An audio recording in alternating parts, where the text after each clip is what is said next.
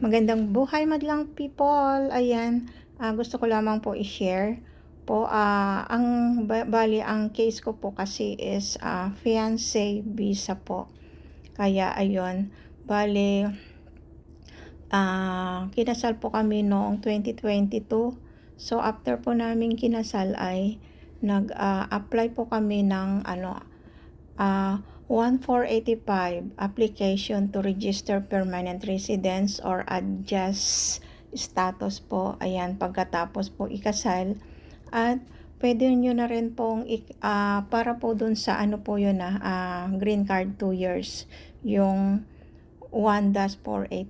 Tapos isabay nyo na rin pong i-apply yung 1-765 application for employment authorization para habang hinihintay nyo po yung inyong green card ay pwede po kayong magtrabaho po dito sa USA at isabay nyo na rin po yung 1-131 application for travel documents, parole documents, and arrival departure records po just in case po na magkaroon po kayo ng emergency, makakauwi po kayo ng Pilipinas.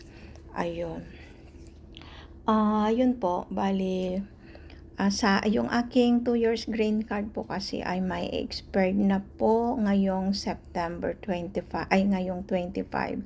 So nag-notice po sa akin yung USCIS na kailangan ko na rin pong mag-apply ulit ng ito po ang i-apply ko po. Bali ang kailangan i-apply po ay ayun 1-751 application. Ayun, ito na po yung 10 years na green card. Kaya ayun, bali na-receive po nila yung aming application noong August 25. So nag-email po sa akin yung USCIS noong August 30. So yun, pinaprocess daw po nila. So yun, hinihintay ko po ang kasagutan muli. Ayun. Thank you for watching.